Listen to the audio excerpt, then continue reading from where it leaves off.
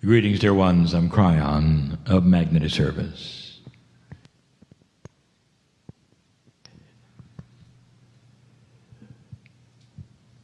In a giant imaginary ocean, perhaps multidimensional, there is a ship. Enormous it is in this parable. And you've come across it at night and you can see. Enormity is not a good word, it's simply immense. As it pushes through the ocean, as it has for eons. It's one that as it passes you, you can see it. As high out of the water as it is below, you cannot even fathom how big it might be. Briefly, you catch the name in peeling paint. It starts with an H, and the ship's name is humanity. The ship is sinking, I know it is, he said. Wide-eyed, a man from at least 50 cultures below the promenade. Deck that very few go to. They said, we can hear it. He was talking to one of the ship's mates who happened to be doing some maintenance, sweeping up, as they say. And the mate said, well, is there water? And he said, there will be. We can hear it. It's creaking in an odd way. There's noises that we've never heard before. This ship is falling apart. We can hear it. We know we're so far down. And the mate said, have you talked to the ones that are further down? And he said, we won't go there. It's ugly down there. We don't want to be there. But what we can hear, we know this ship is not going to be afloat very long. Everything seems to change here. It's been a certain way in my father's and my grandfather's day, and even in my day, but not now. We're hearing the planking start to break and chip apart, and noises we've never heard, snaps and buckles, and this ship's going to sink. Well, until you got water, don't bother me. And that's the way it was, as report after report seemed to filter up, even into the wheelhouse, where those in charge would smirk and say, no, it's just their imagination. It's always been this way, it will be this way, it's seaworthy, it always has been, it's not perfect, but it will continue.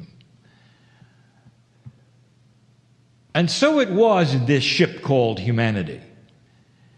As it passed the marker that nobody thought it would ever pass, as it went into uncharted waters called 2012 and beyond. And the one from the 50 decks below the promenade was correct, because there were things going on. Things going on that nobody expected, and it was frightening. They'd always been in this ship, it had carried them well through this ocean called Earth, reality.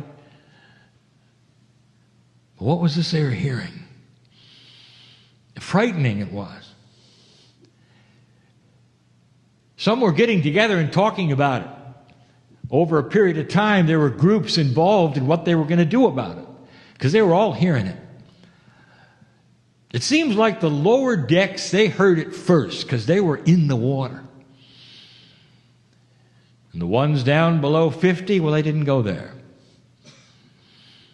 because it was too dark to see. But then there were the ones who came from 70 decks below the promenade. You could barely recognize them. They were in cultures that were horrific,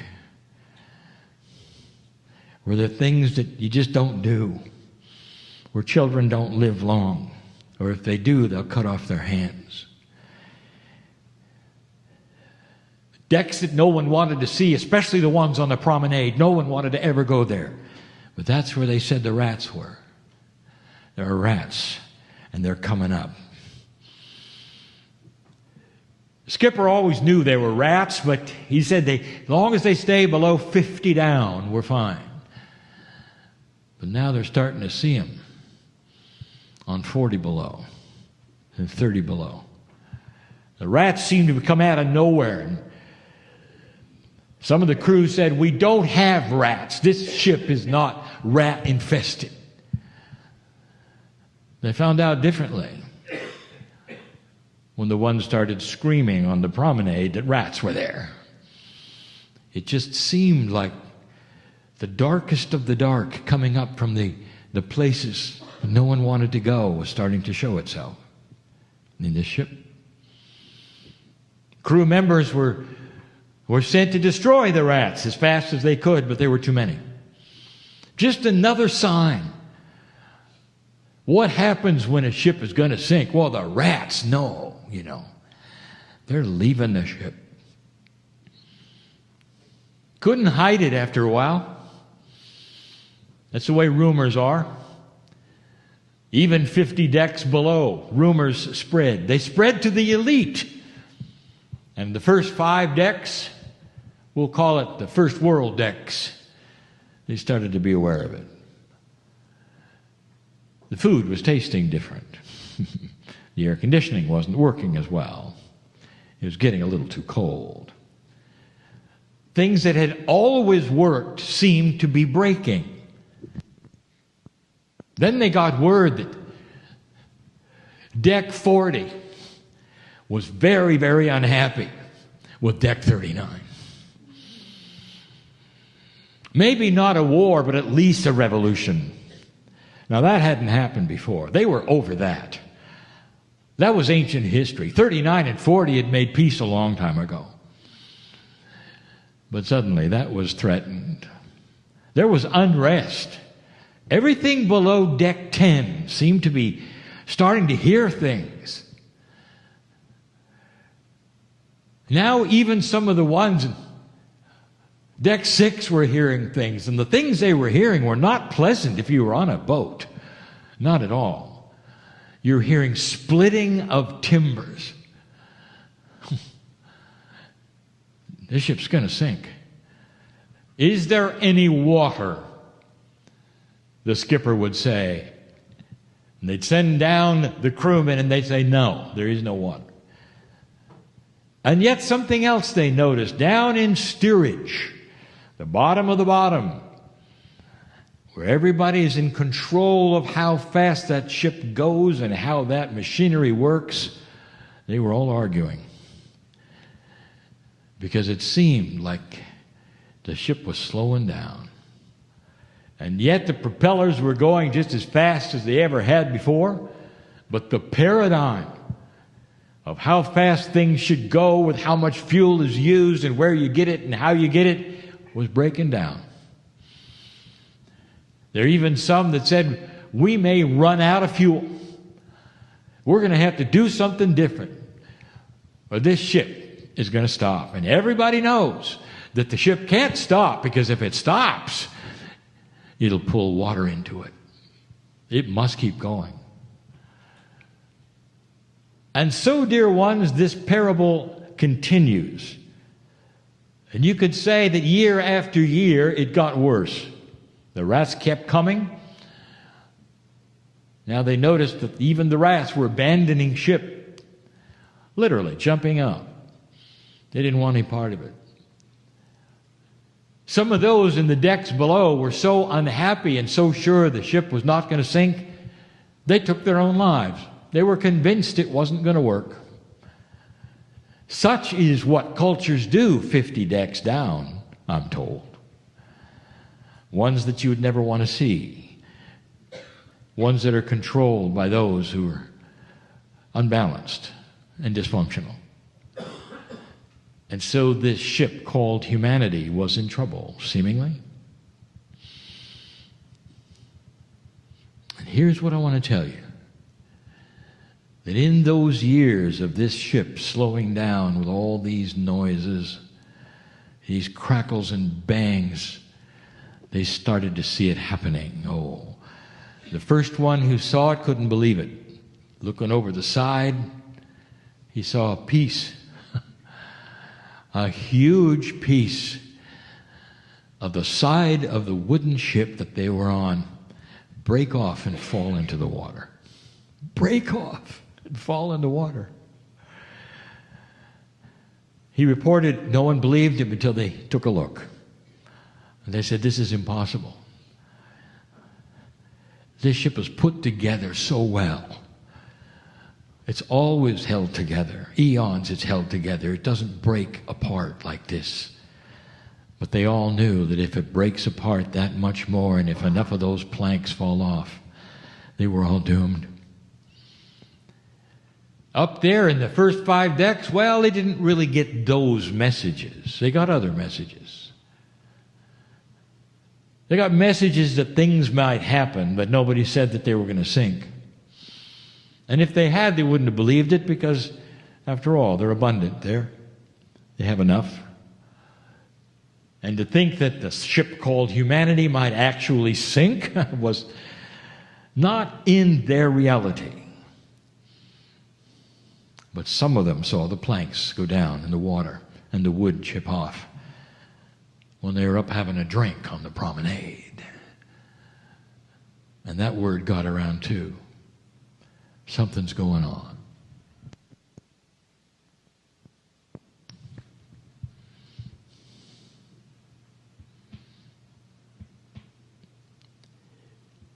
If you listen to your news, dear ones, the ship is sinking.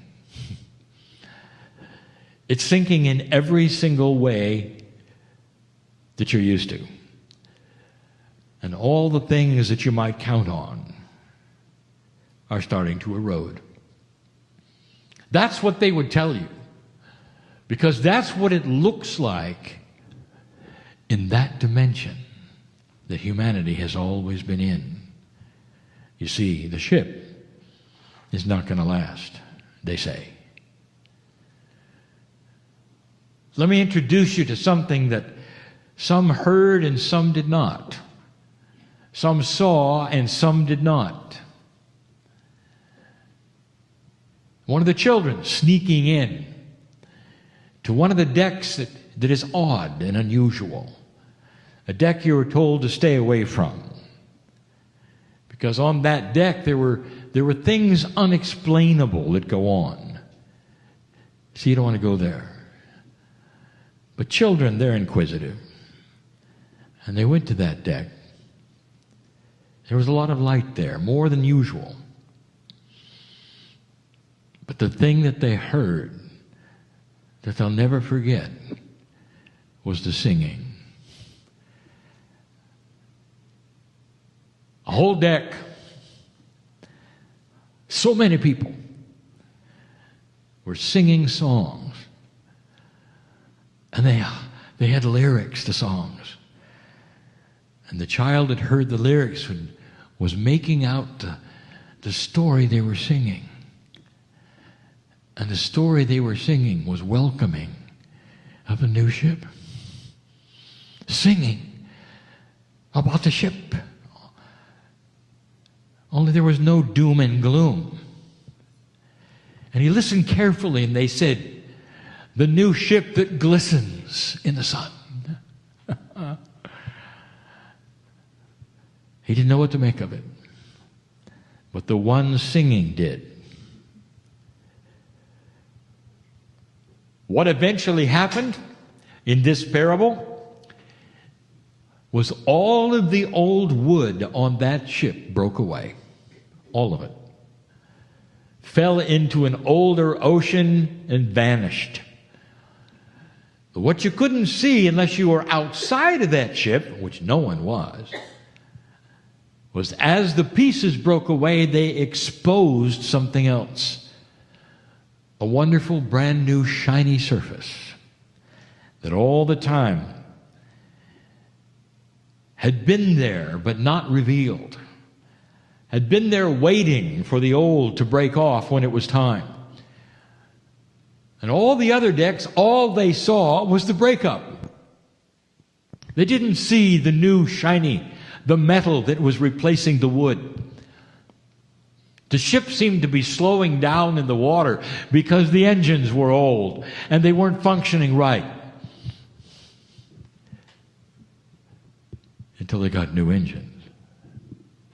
Engines that worked differently than anyone ever thought an engine could, with no fuel. Slowly, this ship revealed itself, this humanity, and it actually renewed, almost like it was biological, like it was a body that rejuvenated itself, but it never had, and no one expected it ever would. And those on the lower decks remained afraid. When you said you're going to be okay, it's not going to sink. You see, the ship is alive. They said, that's impossible. That's not happening. Something is wrong. That is evil. And there are so many who saw a rejuvenating ship and were so afraid that nothing changed as long as they lived, and they feared it all their lives until their death. That also is happening right now. Because sometimes when those see light, they don't know what it is, or they think it's fake. And instead of a revelation of beauty and compassion and love, all they see is a cult. And they don't want any part of it. And they will slink to a lower deck in order to find what they're used to until they settle with the others. And they say, I'm happy now because I'm on a deck called fear. And everyone's afraid. So I have everyone on board with me, feeling the same way. Slowly the deck started isolating themselves into those who were believing it and seeing it, and those who were not. Those who were afraid and will always be afraid, and those who would deny what was actually happening before their eyes. The rats all left. All of them. Nobody wanted to go to those decks below 50. But now it seemed to be okay, because those decks below 50, they were starting to clean themselves up. They're below the water line, all of them. And they realized there was no water. It's interesting, is it not, that the ones that were in so much filth and horror were some of the first to come out of it. I have just painted a picture of a new reality, of a new society and a new humanity for the next 300 years. Things are going to happen that you don't expect. Finally, the skipper, who had always been in charge of skippering this ship, his family, those before him, resigned. Because he said, I don't know how to operate the ship. It seems to be operating itself. Higher consciousness is like that. It doesn't need the kind of leadership of an old earth. You haven't seen it yet, and you don't know what you don't know. But higher consciousness in coherence is a consciousness that runs itself in a very, very functional way. That's all I can tell you about what might be coming in the hierarchy of what you call government and management.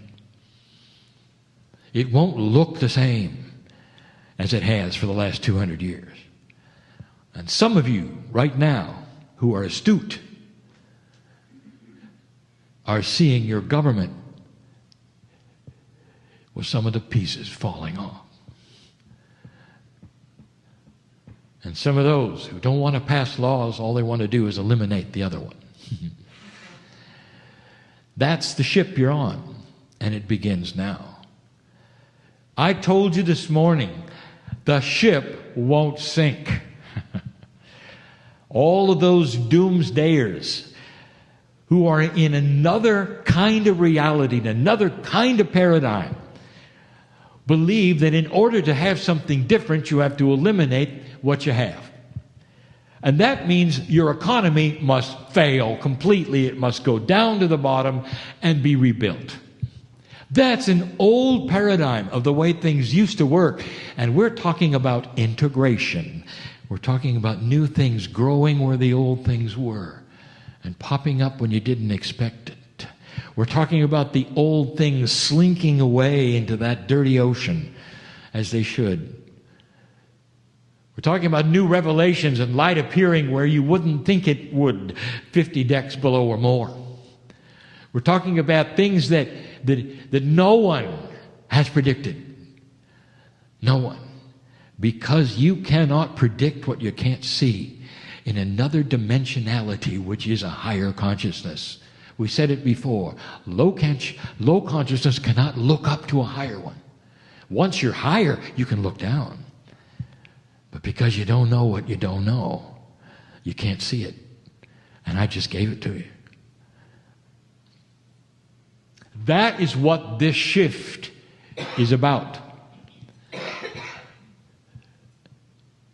And in the decades to come, you're going to see a lot of this.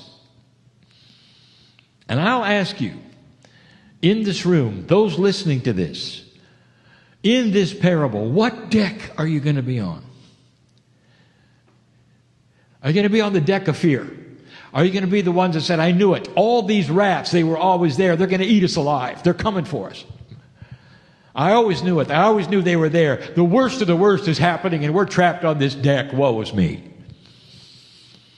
And you know who I'm talking about. Because they're everywhere. As they see that light expose the darkest things on this planet, the unspeakable things that have always been there, they'll have the idea that it's new. And the ship of humanity is doomed. And they won't see it as it is. The exposure of something that has always been there. The exposure of something that will vaporize because light does that. That cannot exist in a higher consciousness on a ship that's starting to renew itself and becoming stronger and faster and different. I don't think any of you are going to miss this parable or what it means or how it works. But human nature has choices.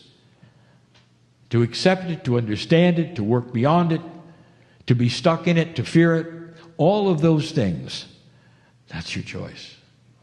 Meanwhile, I'll tell you, the old souls of this planet are singing with lyrics about this new ship.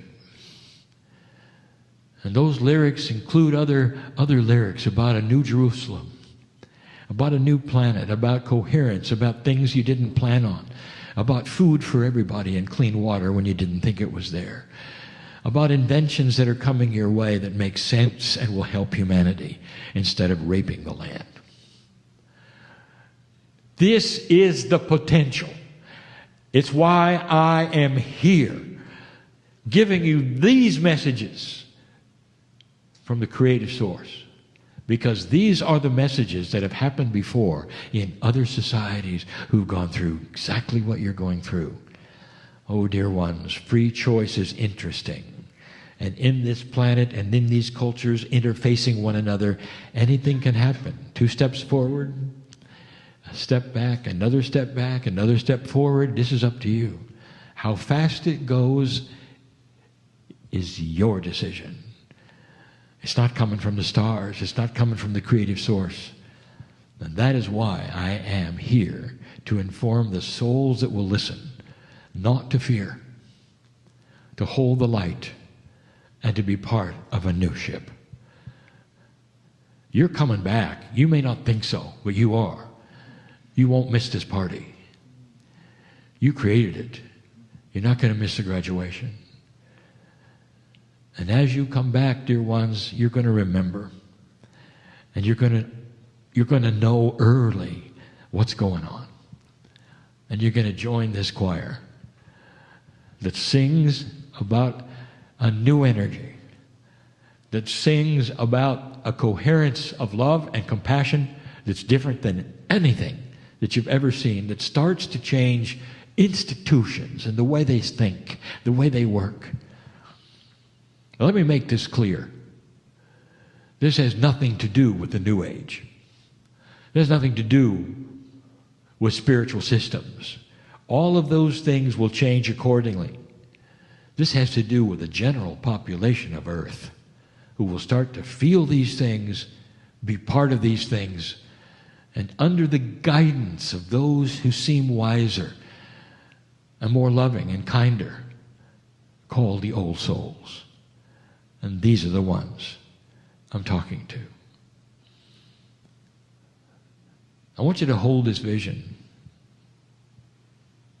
because what you're doing today is just the beginning. Be ready for those who are going to race up from the other decks and tell you the ship is sinking. Be ready. And when they do, I want you to recognize them for who they are and the fear they're in and the dimensionality they're in. And I want you to love them, hold them, and comfort them, and tell them not everything is as it seems. This is your job. You wonder why you're here? To hold this light of this planet, no matter what you do. Whether you're simply going to work or simply raising a family or your grandchildren. You're interfacing with other humans, many of whom are afraid. And this is what you do. You don't have to write a book. You don't have to run for Congress. You just have to hold this light. And even though you don't know the words, you can sing the song about the new ship that's being created right at your feet. And so it is.